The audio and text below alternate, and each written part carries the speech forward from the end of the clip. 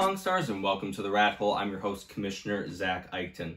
Let's head on over to NFL news right away. The first week of the NFL went off without any big coronavirus hitches as teams faced off for the first time since last season.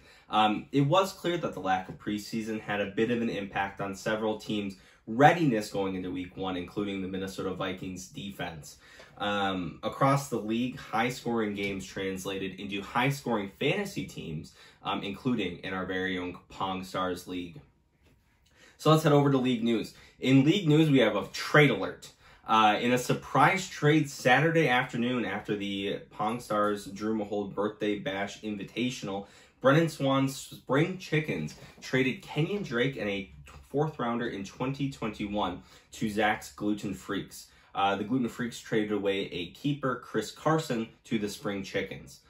Due to the timing of that trade, players would not be available until week 2. But let's go into the fun fact of the week.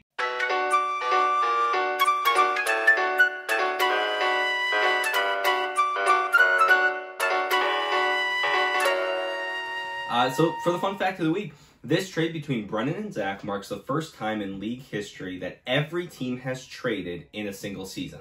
The fact that it also occurred when we have the most teams we've ever had, as well as during week 1, indicates that teams are very much in the football spirit and many people are willing to take these risks and make their team the best that they can be for the rest of the season. Definitely keep those trades coming, and I can say for certainty, at least with my team, that everyone, except Josh Jacobs, is on the block this season. So let's take a look at matchup recaps of week 1. In game 1, Zach's Gluten Freaks scored a massive 150.68 points against Sam's Googled team names. Zach was led by keeper Josh Jacobs, the Las Vegas running back, with 33.9 points and 3 touchdowns. Additionally, traded player Chris Carson, the only start that he will have on the Gluten Freaks for the foreseeable future, scored 21.2 points with 2 touchdowns. Both keepers, Tyler Lockett and DeAndre Hopkins, hit projections, and best friend David Johnson on the bench scored 18.1 points, where starter DJ Moore went under on his projection for the week. The final score was Zach an impressive 150.68 points in week 1, which was the highest points of anyone in week 1. Going into Monday night, Sam had a 2% chance of coming back with Melvin Gordon, Evan Engram, and the Broncos defense trying to score a combined 43.49 points to win. They were unable to get over that large margin and subsequently still scored an impressive but not enough 127.2 points. The most impressive players for the Google team's name this week were Kyler Murray, a keeper on this squad who did have 1 touchdown overturned late in the game. That was a pass to DeAndre Hopkins, as well as Calvin Ridley, the second first-round pick on the names, who scored 24.9 points in week 1. Week 1 of Sam's second first-round pick, or rather his first-round pick, was Jonathan Taylor, who had an average scoring game today. But however, in a good turn of events for Sam, Jonathan Taylor was named the starter for the Colts moving forward, who do have a very impressive offensive line after Marlon Mack went out for the season with an Achilles injury in week 1. That first-round pick, both first-round picks, really, could be playing big dividends for the rest of the season. Additionally, starter Melvin Gordon will have the backfield potentially to himself as Philip Lindsay went out with turf toe, and the timeline for that injury is yet unknown. Definitely don't count the names out in your rankings just yet. Let's take a look at game 2 here between Brennan Swan's Spring Chickens and Lucas's Diamond Hose. Brennan was led by a pair of keepers in Russell Wilson and Dalvin Cook. Wilson had the highest scoring week 1 quarterback score with 31.78, setting the bar for QBs moving forward into the rest of the season.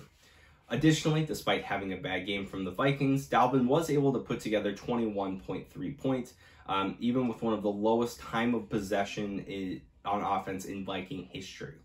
Traded player Kenyon Drake was slightly under projections with only 13.5 points, but against a strong Niners defense, this was still a very respectable number.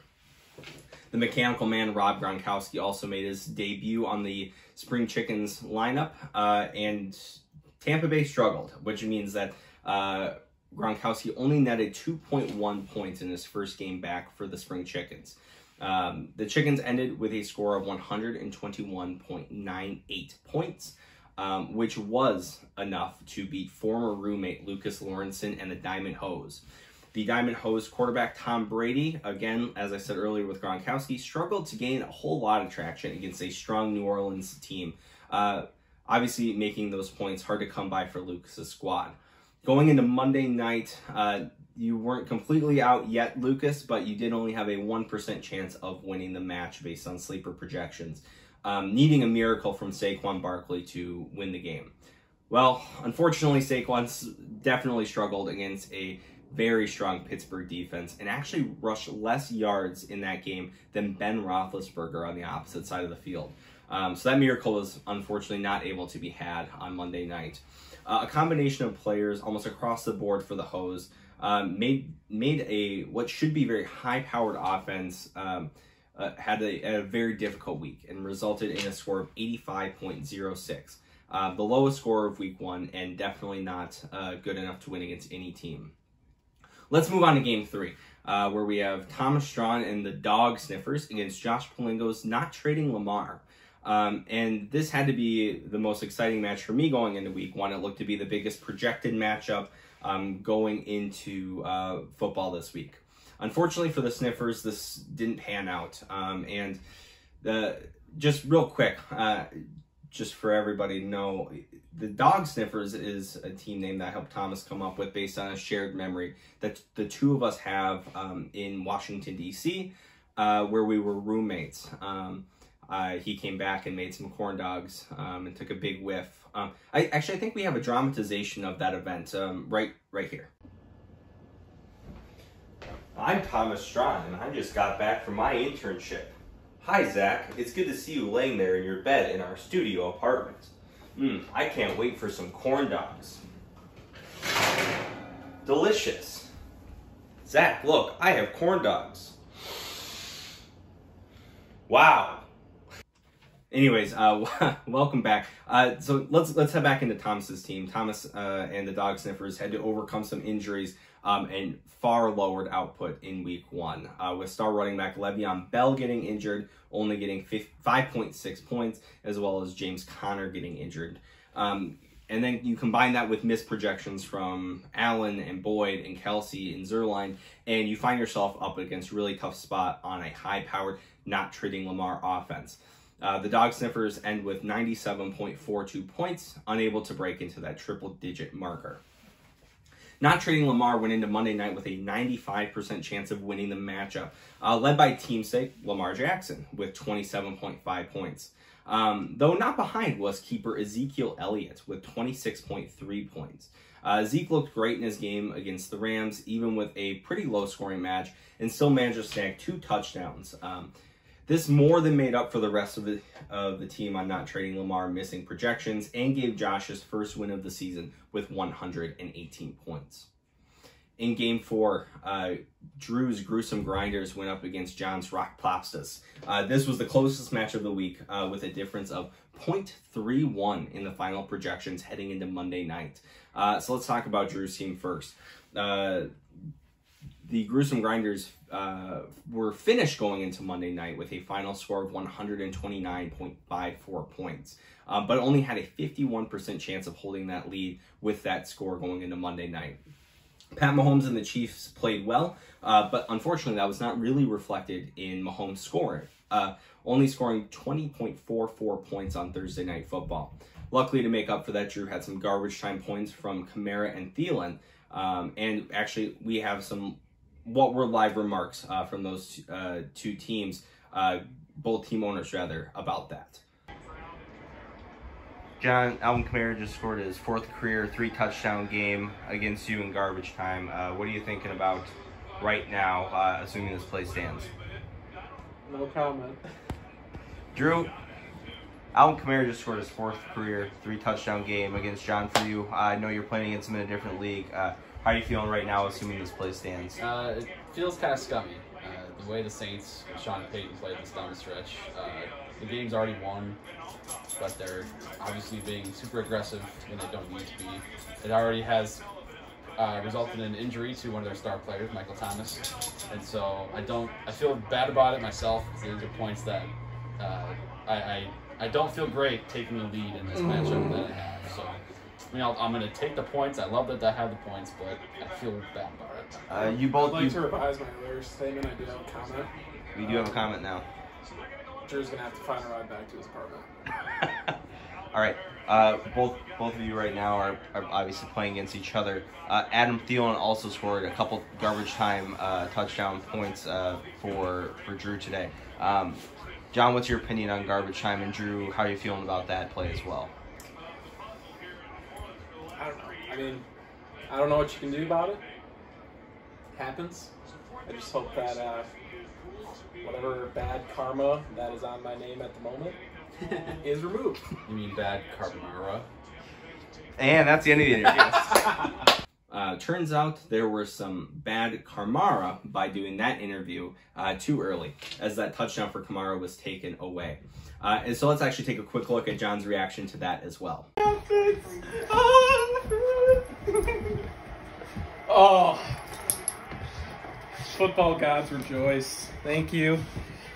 Thank you. That was a roller coaster of emotions. All right, let's head over to the Rock Plopses, John Stevens' team, who needed Juju Smith-Schuster and the Pittsburgh defense to score a combined 21.25 points to snag a victory over the gruesome Grinders on Monday night. They managed to combine for 29.9 points, with Juju scoring 21.9 of that.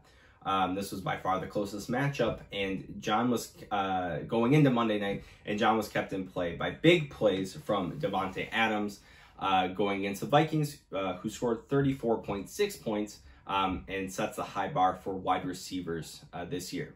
The Rock Plopsters start the season 1-0 with a score of 136.2 to 129.54. In Game 5, the Pong Stars match of the week of Week 1. Tony's Fresh Prince of Bel-Air faced off against Noel Teigen's The Revengers. Despite what was a high projection for Tony, a few key missed projections brought his score all the way down to 105.3. This left the door open for Noel, who had a 76% chance of winning going into Monday night. Tony was led by Julio Jones and Clyde Edwards-Helaire with 20.2 and 19.8 points respectively. The unfortunate thing for Tony was Drew Brees missing projections and only getting 14.4 points, as well as the rest of the team doing poorly as well based on projections. Tony looked to have a very strong team going into Week 1, and the players just didn't match up well in Week 1. He will be looking to make those adjustments going into Week 2 to get that score back on track. That all said, despite a weaker performance from Tony's team, Noel was unable to snag a win on Monday, even with Christian McCaffrey dragging the rest of his team across the finish line. McCaffrey's 26.9 points was exactly what the team needed to be successful in Week 1, but unfortunately, the rest of the team just didn't get the memo. However, losing to Tony means that Noel is on the same path to win the championship as he was last year. You know, stats don't lie. The only other time Noel has lost to Tony, he did win the championship. It's, you know, written in the stars, apparently. Either way, something to look out for from Noel's team moving forward is Michael Thomas, who was injured in garbage time because the Saints coach, Sean Payton, decided to be a try-hard and run his top-tier offense despite a comfortable lead. Michael Thomas sustained a high ankle sprain that he will likely try to play through, but could be a recurring issue this season for the top wide receiver in the league. And that was on top of a meager 3.2-point performance the rest of the game leading up to that. This past week, I was excited to be able to see most of you in person, which was a blast. But one of my favorite parts of the weekend was interviewing last year's champion, Noel Teigen, in front of a live studio audience. So let's hop on over to that interview now.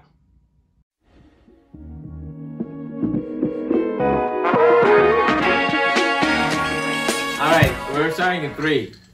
Okay. All right. Okay. Alrighty. We are filming today's interview in front of a live studio audience. Very very exciting stuff. Where? All right, calm down. Okay. We got current league champion Noel Teigen here with us live for the Rathole today. Noel, how's it going today? It's going well. Golf wasn't the best. We did what we could, but it's going well. That's good. You know what? That's all right. Obviously, we're filming right now. We just got here from the first ever Pong Stars Drew Mahol Birthday Bash Invitational, where we did have a pretty crazy. We did have a crazy, double overtime. Yes. Not us. We weren't. No, we were not. We were bad. We sucked. Yeah, we had a tough go. To put it kindly, we played like shit. Noel sucks. Noel does suck. That is correct. Oh wow! Already heckling. This is crazy, but. All right, live studio audience, you get that sometimes, but you being the league when you're champ, the best, yeah. people want to tear you down. All What right. can I say? All right, before we get into fantasy football here, then, where we get to talk about you having a good Thank you. like, give us an update in your life. Where are you at right now? What are you doing? So I'm currently living with Plop. Boo. Yeah, so I'm in Sioux Falls, South Dakota. I'm sorry to hear that. Yes, I am also sorry about that, but you take what you can get. It is the fastest accelerated nursing program that I had. It's a 60-month program. I'm living in Sioux Falls with Sam Olson, as well as my lovely girlfriend, Miranda, and Mitchell Muskie. They are both my girlfriends, yes. That's exciting. Yes. And I graduate in May, so sooner rather than later, we'll be out there. All right. Yeah. So, all right. That's good to know. Yes. Okay. I'm excited to leave. All right. So let's hop into fantasy football then. I'm always in fantasy All right. football. Yes. Exactly. All right. Yeah. How long have you been playing fantasy football? I've been playing fantasy for probably 10 years. My family and I, we've always had a league, but it's never been like fun. It's just kind of like it's something that we do. Okay. Like we never really pay attention. You're just kind of like, oh, the draft is now. Let's draft, and then it's like, okay, it's over. And then you say line. All right. Yeah, So exactly. you're having more fun in this league. Oh, I love this league. It's the best. All right. That's good. That's good to hear. And it's on record. You have to clap for that. Come on. Please, Cliff. All right. So you joined you joined the league in 2018 here. Remind me, how was your 2018 season? My 2018 season, I got robbed. I should be back-to-back champs already, but that's okay. You take what you can get. I think I went 8-5 in the regular season, which is nothing to brag about, nothing to complain about. Do you remember your week 1 score?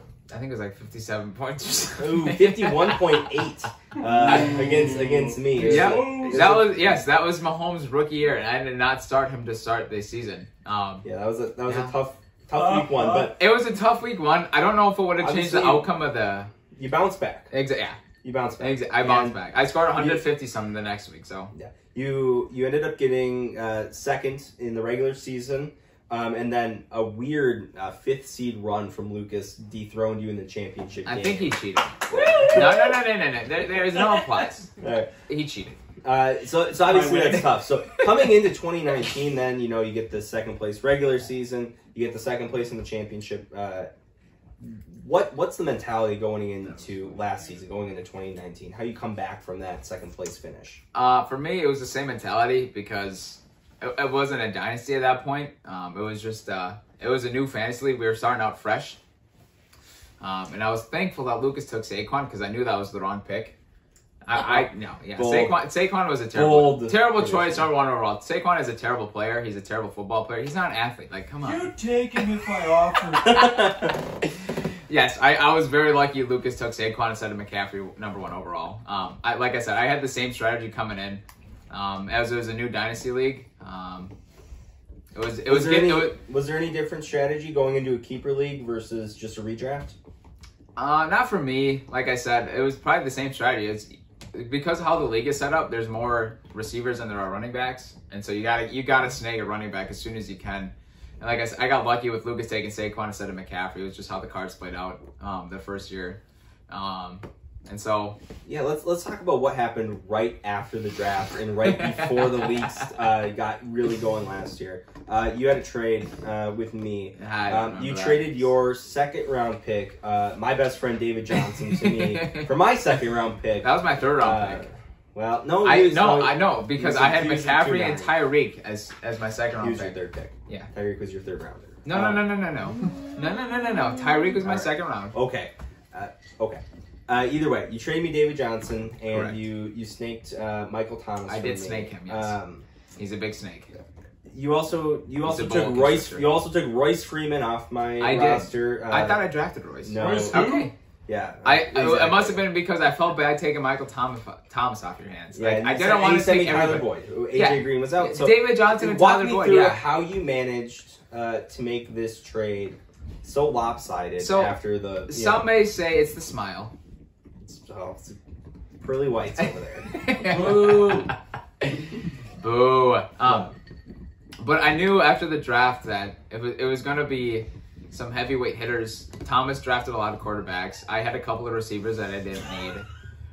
I had a couple of running backs. I mean, you had a couple of receivers you didn't need. Yep. Drafting Hopkins, Thomas back to back, number 1 and number 2. And so, immediately, the next day after the draft, I texted Zach. I was like, I see you need a running back. And knowing that I had his best friend in David Johnson, Yep. I knew that something would come of something. Of course. And I wanted Hopkins from him. So this isn't me like getting the best of everything. Yeah. This is just the NFL fantasy gods being in my favor after the 2018 season. All right. Okay. You also managed to swindle Drew Mahold later in the year. That was a where big you ended swindle. up with Derrick Henry. Walk me through that swindle. Yes, that you had. Drew Mahold is not good at fantasy. He understands good athletes and football players, but he is not good at fantasy. Ooh. Okay. At the time, we knew it was a 5-keeper league. We knew Derrick Henry was not scoring a lot of points. Yes. I think at this point he had like 3 6 to 10 point games in a row. I think it was like week 8 through 10 or something. Yeah, he had a rough stretch there for a while. And that's expected because he's not a pass catcher. But I had Devin Singletary and Terry McLaurin. I had a lot of young bucks, as some might call them. And Terry McLaurin, he was scoring like 15 points a week because he's the only receiver that at the time the Redskins had. Now the Washington football team. And Devin Singletary, he was basically the only running back the Bills had. They had Frank Gore, but he was their third down back. Devin Singletary is their first and second down, whatever. He's a pass catcher. Right. And so Drew, his strong mind, he told himself, yeah, I can keep these two. Even though he already had his 5 keepers in Kamara, Mahomes, and whomever else, whatever. Right. Whomstever. And so Drew being Drew, he wasn't thinking about the future. He was thinking about himself because he's just selfish. Okay. And he wanted everybody that he needed. Fantasy football team game or Yeah, it's unbelievable. Yeah, please quiet in the audience. And so luckily with Derrick Henry not scoring all the whatever, I was able to swindle him. I don't know if he was excited or whatnot, but I don't remember how the trade started. But yes, I got Derrick Henry for Devin Singletary and Terry McLaurin in about the 11th week. It's a very, very good trade now. Yes, it turned out to be fantastic because at that point, I think the next week Derrick Henry played the Jaguars and he got like 35 points. Yeah, it was ridiculous. All right, you're known. All right, now obviously with the context of all these trades, you're known as the master swindler in the league. I am known as the master swindler. Yes. So how are you going to make trades? I know you're a big trade guy. I How are am you a going to big make trade trades in this environment moving forward with everybody here knowing that you're trying to swindle them in every trade? Oh, people are here? Oh, yeah. Well, live Oh, the okay. audience. Sorry, I don't people knowing where I am in the statistics, they want to trade with me. That is news to me. rumors alert. People want to trade with you. All right. Yes. Yeah. No, I am always on the lookout for trades, and whether that be good for me or bad for me, I don't know if I will trade McCaffrey, but if there's an offer that catches my eye, I will think about it for sure. No, Clyde Edwards-Helaire for McCaffrey is not a trade I will accept. sick one. All right. So, But yes, no matter, I will always be looking for a trade. That's just how I play fantasy. that's good to know. All right. So, with us being this the first real year for keepers. Yep.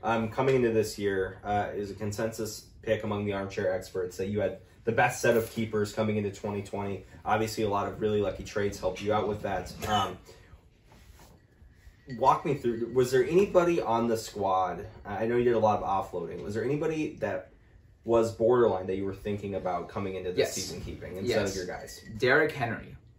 he was a huge question mark for me coming into this season. Surprisingly, because he was the rushing leader last year. But Derrick Henry is a one-way threat.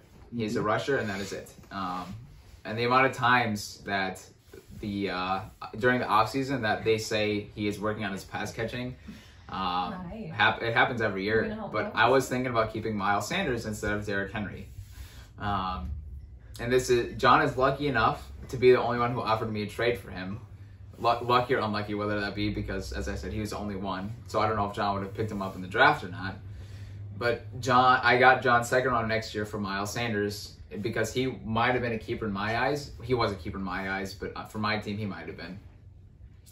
And so that was a big if for me. I wasn't sure who I wanted to keep because of how young Sanders is. Yeah. Henry's not old by any means. He's 26, but he doesn't have as much potential as Sanders does. So that was the first one. Okay. Anybody else? Yes. Okay. Amari Cooper. He's also young. I think he's 25, I believe. It's his 4th year in the season.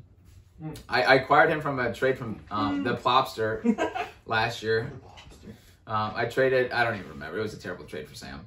Of course, yeah. We've been over that. Watch the Sam interview if you want to see that. I traded Sam, DK Metcalf, and Jalen Samuels and some 2nd and 5th round picks for Amari Cooper, which in hindsight isn't terrible. Amari Cooper's always injured.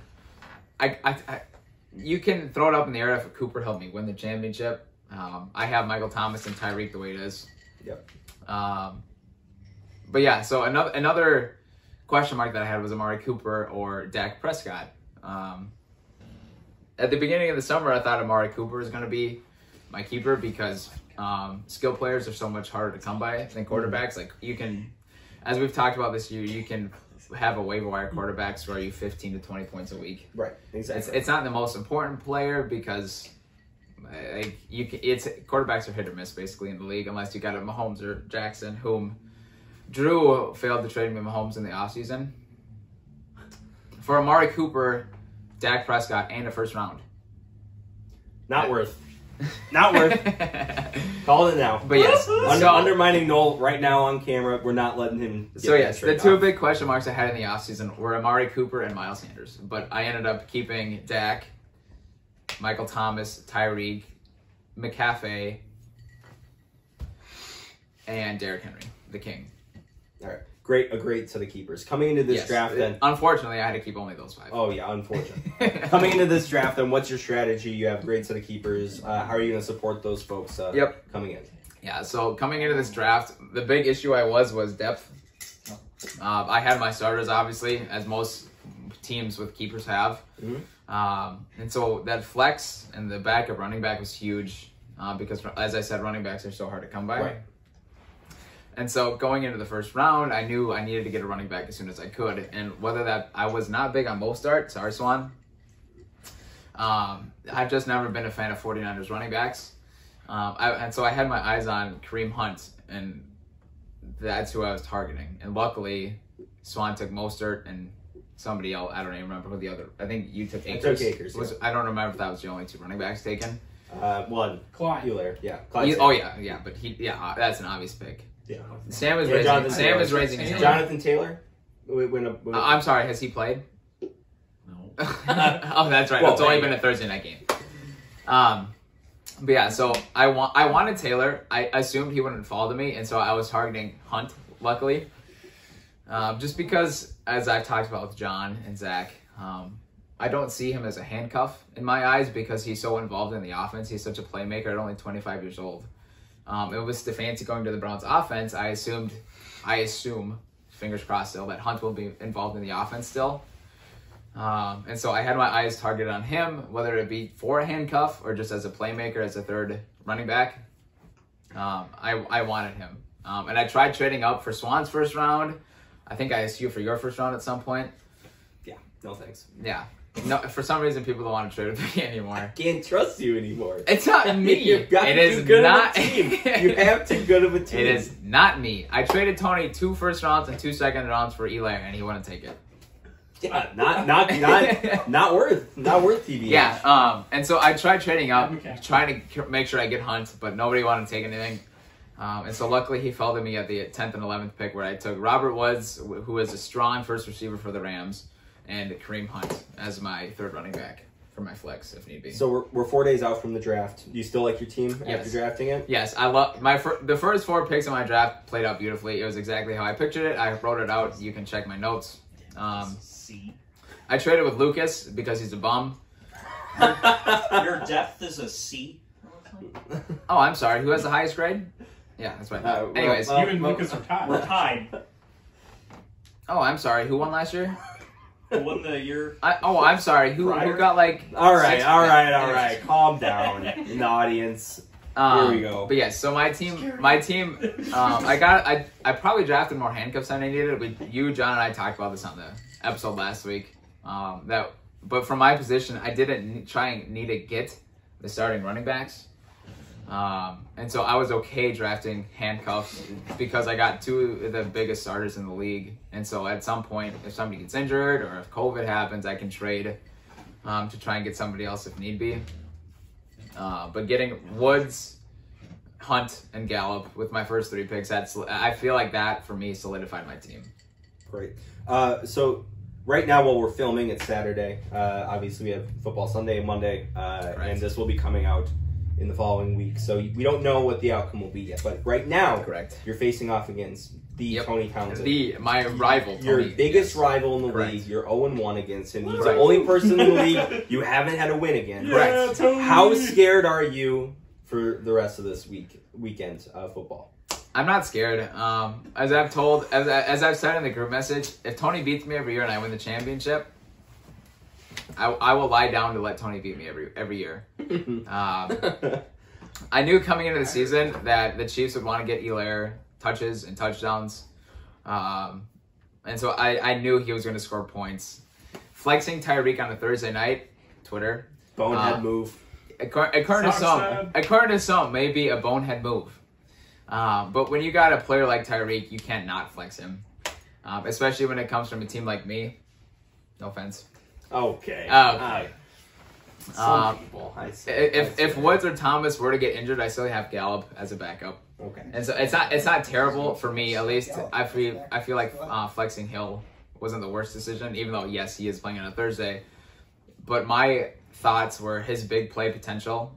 He got 13 points, not good, not bad, but his big play potential is worth enough for me to play him as a flex on a Thursday. Okay. And so that means that like I'm not scared of Tony, but like I said, I knew Hilaire was going to get points. I knew they were going to try and feed him the ball, but I'm not scared of Tony. Okay, you're not scared of Tony. Which team in the league are you most scared of going into this season? I need an answer. I just need to know. I'm scared of myself. I don't want players to get injured. You're scared of your bonehead manager moves, like playing on a flex on a Thursday night. Taking doofuses. Yeah, Doofuses. Tigen doofuses. God, those guys are the worst. The team I'm most scared of, God, I don't know. I'd have to look at the rosters. So it was Swan last year because of his big play potential. Yeah. Him having Mike Evans, Delvin, and whomever else. He, like, as we saw, he put up points week in, week out. Sometimes he put up 60 or whatever it was. But if he had a good week, he had the chance to beat me. But this year, Lucas has a good team, as we talked about his keepers being very good. Yeah. Josh has some good keepers, but overall, probably John. Yeah. John, as we talked about as well, John has some good keepers, and he had a good draft as well. And so I think John has the best fight against me this year. All right. So I might have to make a trade with John and try and get some players. I'm looking forward to that matchup. Let's see. What week do you play John? It should check this out here. I'm very excited to see. Yeah. It's, To be honest, I'm not scared of anybody. Ooh, all right. Yeah. You play John in week 2 and in week 11. So this is. Miles Sanders is out this week. It's a big blow for John, but he's not playing me. Miles Sanders is a hell of a player, but Doug Peterson is a running back by committee coach. Yeah. And so I didn't want to keep Sanders. I didn't want to trade him away. I wanted to try and get him in the draft, but we'll see how it plays out for John. So you like your team a lot. I've noticed you're big on your guys. Is there anyone outside of those 5 keepers that you foresee having the potential to kick one of those guys out? Yeah, as we talked about on the draft recap, Derrick Henry not being a pass catcher, there are reports that he's working on his pass catching again this fall. But as I said, they say that every offseason. I'm interested in Deebo Samuel, just because he had some big play potential last year. But he had a Les Frank fracture, which are terribly hard to heal from because there's no blood flow in the foot, and so it's hard to heal those bones. And so he's out this first week, but I'm interested to see how he performs with Garoppolo. He's got some big play potential. They don't throw that often because they like to run as well. Right. But I'm interested in seeing how they perform this year. Otherwise, Robert Woods, I guess. Okay. But well, I like how my keepers are this year because they're young. Right. And so I don't have to kind of worry about them coming into this offseason yet. So yeah, it's not like you kept like Drew Brees or something. Yeah, I know. I don't like keeping 40-year-old quarterbacks. Some like ridiculously or old drafting man. 2 40-year-old quarterbacks in 2 rounds. He's untouchable. All right. Okay. All right. Okay. Quiet in the audience, okay. please. Come on. So, It's a family show. Fits. all right. So now we're going into my favorite part of the interview. We do this every week. It's the Would You Rather section. All right. We're done. What do you want from me? We've been talking 30 minutes. All right. Would you rather? Talk a lot. Yeah. Would you rather? Wait, Noel likes to talk? This is news to me. This breaking news. No Noel way. likes to talk. No way. How much does he weigh? All right, calm down. All right, Quiet in would the you rather? audience. All right, would you rather question? Here we go. I got you here. All right, ready? Okay, babe. Let me grab my piece of paper so I can read this. Wow, I'm 0-0 this year. That's crazy, man. I hate to see it. All right. Soon to be over. Would you rather Doesn't want me. switch teams wholesale with Sam, or not be allowed to start a flex or kicker any week? I would this not week? want to start a flexor kicker. I would not want to start a flexor kicker. Can we get a recording of Sam's face, please? Is that possible? All right. Yeah. All right, walk me through Sam- why. Walk me through it. Yeah. Sam and I, we had some discussions in the offseason about him wanting to make trades with some players. And where's that story going? Sam is not good. He's not good at fantasy. His thoughts on trades are not good. John, Sam, and I made a 3-team trade this earlier before the draft, and Sam wanted to decline it. He said his finger slipped. That was pretty odd to me. Fake news. But though I don't understand Sam's strategy with his fantasy team. Okay. I don't know if he has one like Lucas or not. Lucas tends to just kind of swing by the seat of his pants. And so I feel like I prepare well enough that my skill players and quarterback without the kicker and flex, I have a chance against other teams, whether that be because they're going to throw more against some teams or whatnot or what, but I feel like Sam likes to play for names in his Broncos, Phillip Lindsay in the first round, instead of playing for like week to week or the season or whatnot. And so, yeah, I would rather play without a kicker and a flex throughout the season than have Sam's team. All right. Sam's I got a team bonus. is I got a bonus. Would you rather then? All right. Ready? All right, hit me up. Okay. Last one. That's the end of the interview. Would you rather switch teams with Sam, or live in South Dakota for the rest of your life? I'd rather switch teams with Sam. All right. I like the challenge of switching teams with Sam. I'm always a big fan of competition. Weird, I know. I'm shocked. Yeah, I know. Breaking Shocked news face. and all Swan, over the where's Swan? Swan's probably concussed somewhere. I like the strategy of trying to figure out Sam's team because it blows so much. I would rather figure that out for you than live in South Dakota because You have to live in South Dakota. yeah, South Dakota's no. All right. It's a no-go. Well, thank you, Noel, for joining me today on the Rathole. Thank you to our live studio Thank you, audience. watching the audience. Yeah. Great to have you here. And we will catch you soon. Sounds good, boss. Good to see you. Yeah, you too, boss. Yeah, bye. Yeah, okay.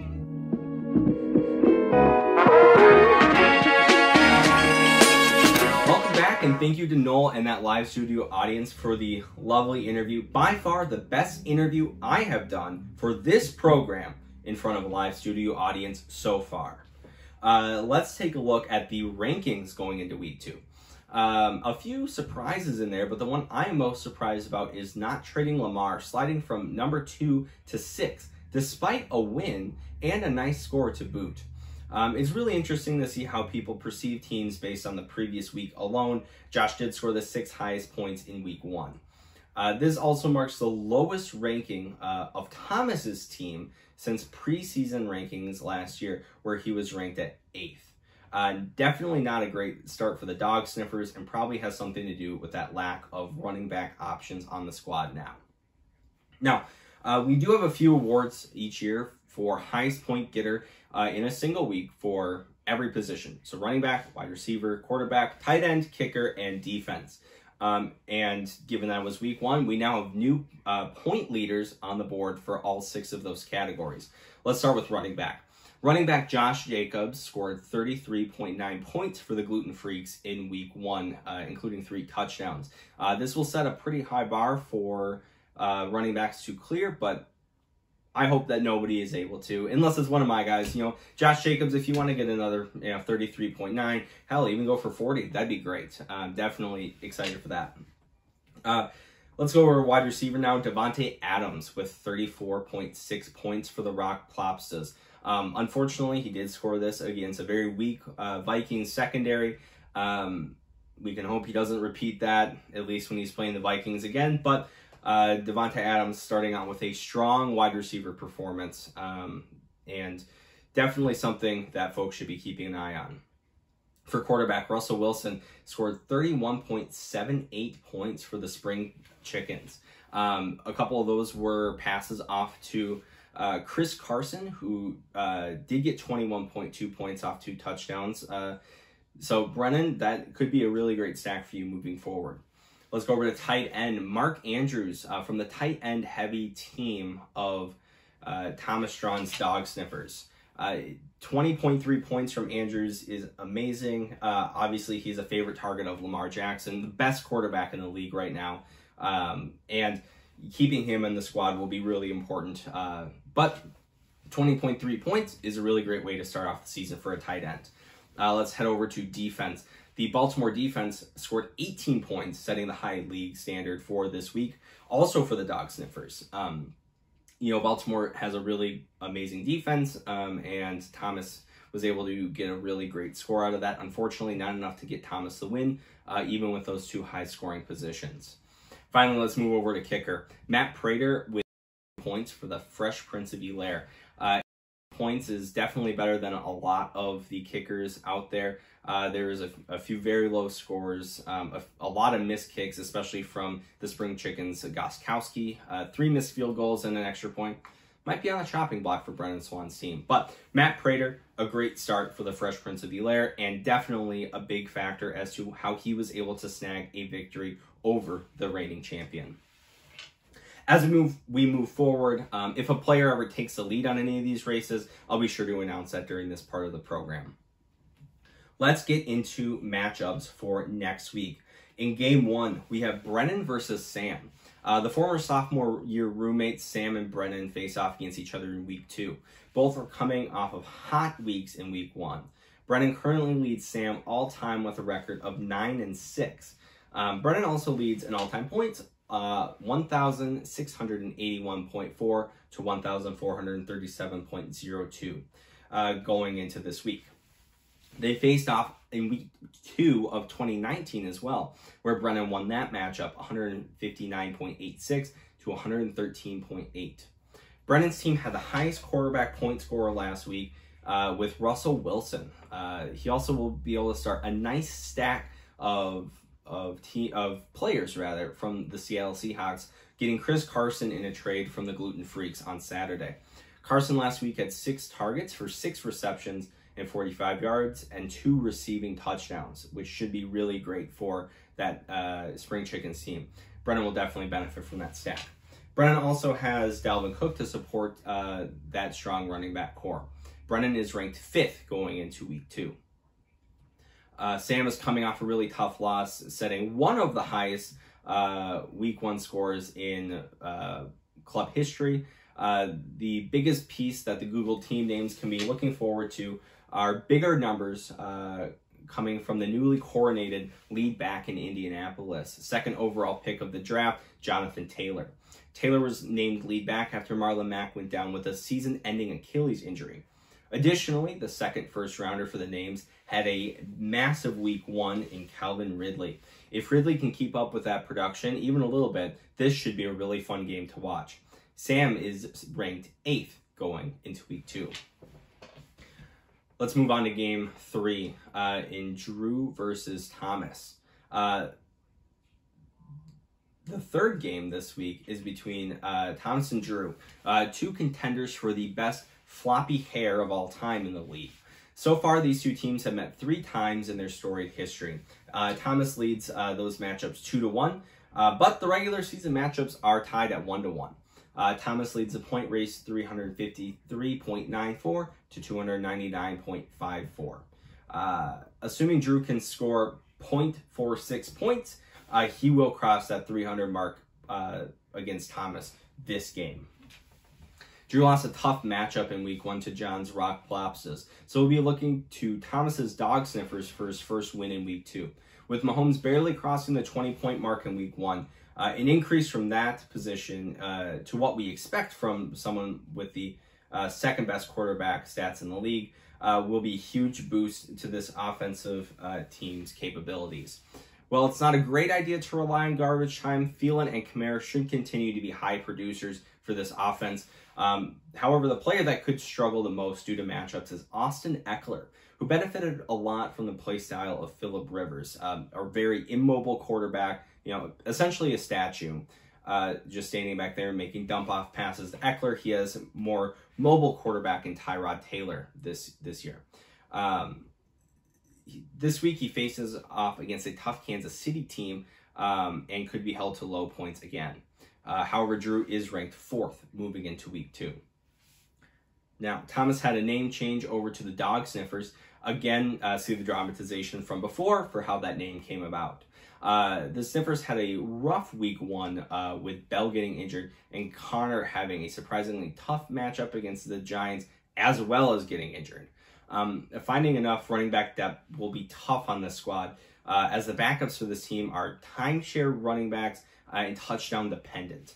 However, one exciting player to watch on this team is Mark Andrews, who faces off against Houston this week. Houston is a team that held Kelsey to a low score last week, so it'll be exciting to see how that changes in week 2 for Andrews. Additionally, Travis Kelce being number 1 target for Pat Mahomes, any points that Drew scores throwing to Mahomes will be more important on Thomas's squad in that tight end spot. The biggest issue for this team is the complete deterioration of the running back position. Both Connor and Bell got hurt in week 1, and just backups on the waiver wire are not at the caliber of those 2 backs. Thomas will need either a big trade or a big and lucky waiver pickup to stay competitive. Thomas is ranked 9th going into week 2. Let's move on to Tony and Josh. In the battle of the keeper expansion, Tony v. Josh is going to be a great matchup in week 2. They so far face off one time where Josh holds the lead 1-0 on that series, and with a total score of 125.74 to 116.32. First, let's talk Tony. Tony had a really close matchup with week 1, the former champion who he beat last year. Fortunately, a team full of talent came up with a ton of disappointment for the Revengers, giving Tony his first win in week 1. However, he would not have fared well against most of the other teams in the league. Players like Drew Brees and Mark Ingram need to step it up for the Fresh Prince of Bel-Air if they want to keep their starting spot on the roster. Traded for player DeAndre Swift, only got 9.8 points on the bench for the Fresh Prince, but for a rookie in his first game in a clear committee situation with both Kerryon Johnson and Adrian Peterson taking shares, he made excellent use of his 3 carries, netting a touchdown, as well as catching 4 for 5 receptions. That's a very promising start for the rookie back in Detroit. Before you get too excited, though, just remember he's still in Detroit. Tony is ranked 10th going into week 2 despite that close win over Noel. Let's move on over to Josh's squad, not trading Lamar. Lamar Jackson is the clear cornerstone of this team. Additionally, the guy's just fun to watch. He will face off against Houston in week 2, where they did hold Pat Mahomes to a mere 20.44 points in week 1. If Jackson is able to continue to be the league MVP as he was last year, he should be able to overcome what was a tougher matchup for the other top 2 quarterback. Additionally, Zeke on this squad continues to be just fantastic.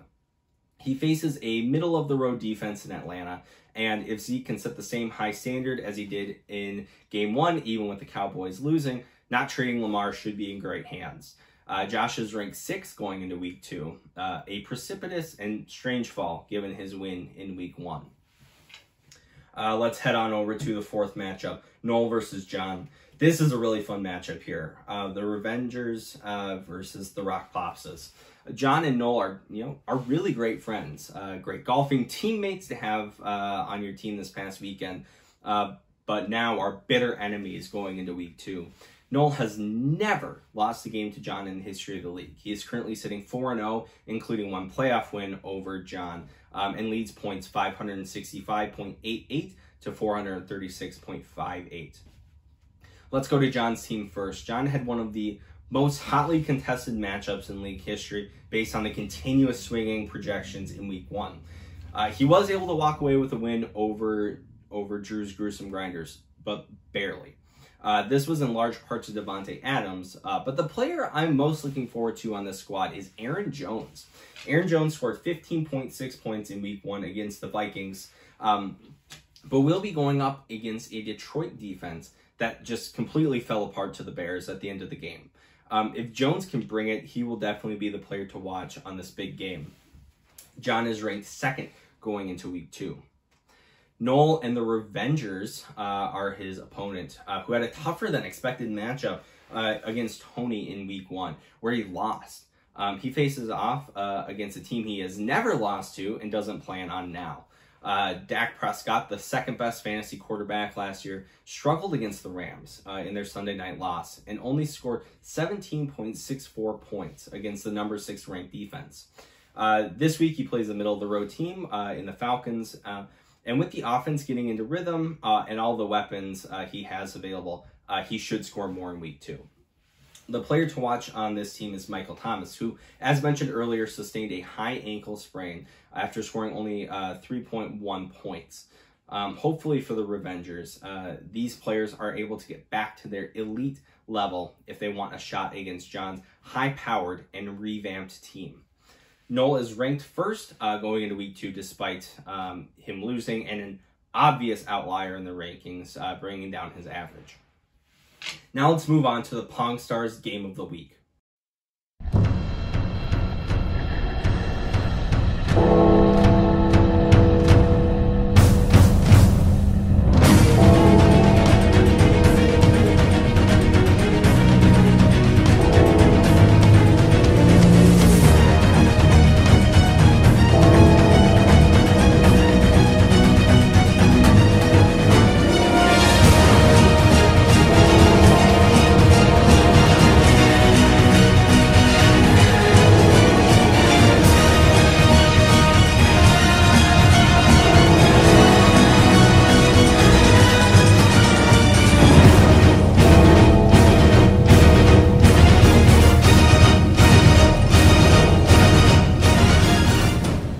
Game of the week this week is Zach's Gluten Freaks versus Lucas's Diamond Hose. Going into the 2019 season, Lucas and Zach had the exact same record, both regular and postseason, and were tied against each other in all-time matchups, both regular and postseason.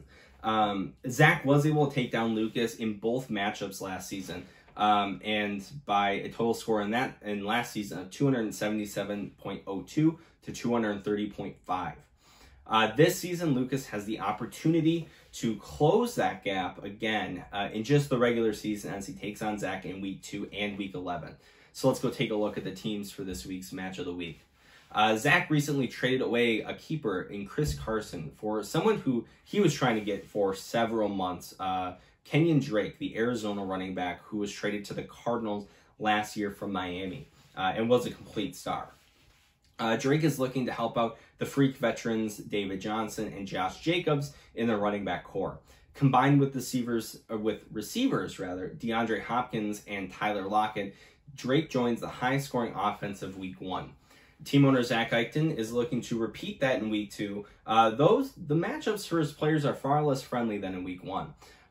Zach leads the all-time record against Lucas 8-6, also being ranked 3rd in week 2, rising from that 6th spot that he was in week 1. Lucas's Diamond Hose had a rough week 1 with several players missing their projections. But despite those setbacks, Lucas has a scary team for the Freaks, both historically as well as this week. Being led by a great pair of running backs in Saquon Barkley and Joe Mixon, Lucas has a team that can and should put up big points. The biggest hurdle for Lucas going into week 2 is an injury to his star keeper, George Kittle.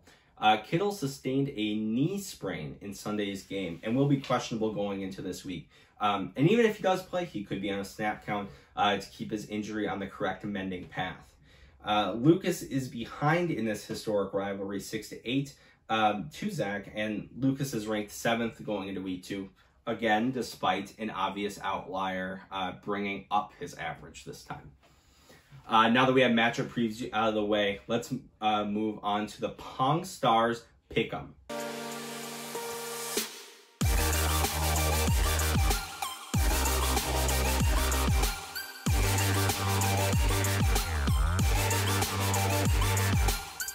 First up, we have, this is the pick'em that we dropped from last year going into this year. We're not playing this for money. I put out a call earlier in a different episode of the Rathole that folks who were still interested in playing to shoot me a text. So the folks that you see here are the ones who did shoot me that text and were interested in playing. Again, we're not playing for money. This is just for bragging rights and to give me something more to do in the database. So first up, we have John Stevens, who is currently in the lead at 3 points.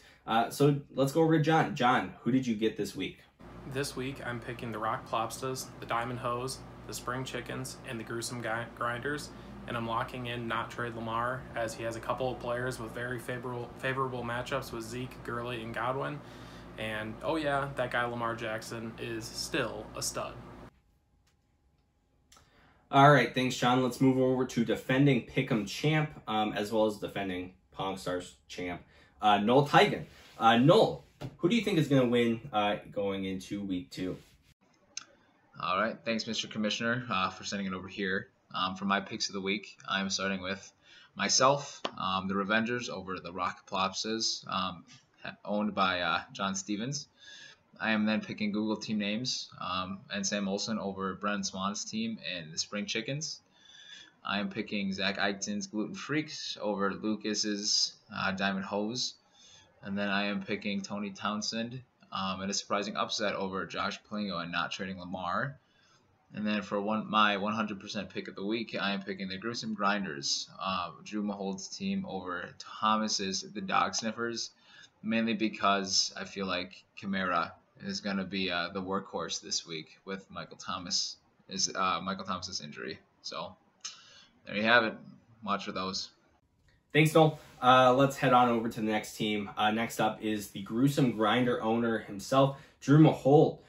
Drew, any insight? Who do you think is going to win this week in your eyes?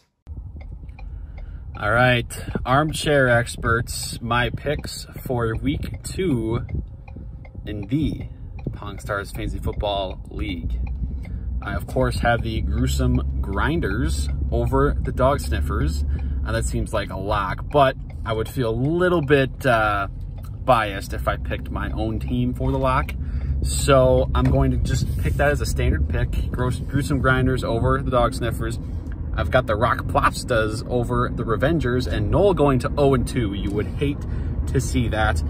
I have Brennan's Spring Chickens going over Sam's Googled team names. I have Josh and not trading Lamar defeating Fresh Prince of Hilaire. And then my lock of the week is the Gluten Freaks over the Diamond Hose. I think Zach's got a really good team going there with a couple of Cardinals, Kenyon Drake and DeAndre Hopkins. That's a pretty solid offense in Arizona there. and I think he'll reap the benefits of that. So those are my picks for week 2. All right, great. Thanks, Drew. Next up, we have Sam Olson, the Google Team Names GM, who's up next. Sam, do you have any projections on who you think is going to be a lock-in for this week?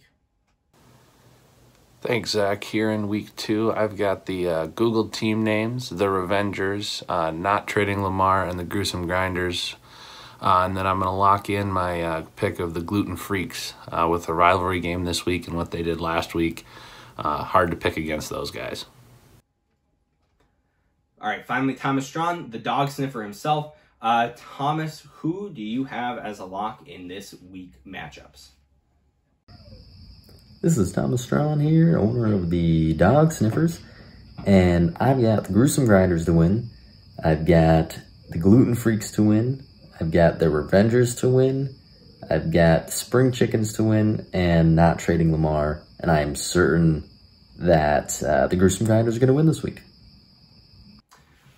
Great. Thanks for sharing. Let's go over to my picks. For Zach's picks, I'm saying this week the lock is John over Noel. John has a very big offense with his rock plopsers and a ton of talent.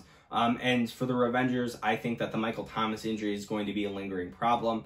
And it's just barely going to bring it down below the rock plopsers. I'm also taking the Gluten Freaks, the Google Team Names, Not Trading Lamar, and the Gruesome Grinders for the rest of the matchups this week. Thank you all for tuning in. Thanks for making this a really great league. I love the activity. If you ever have any rumors you want to share, shoot me a text and we'll make sure we get those rumors out on the Twitter. And again, I just appreciate all of you and the work that you're putting in for this league. It's a ton of fun and I'm loving it. That's all we have for this week on the Rat Hole. I'm your host, Commissioner Zack Eichten. And remember to vote.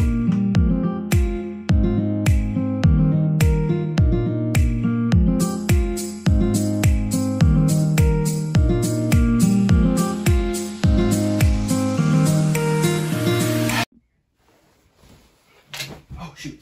All right, real quick.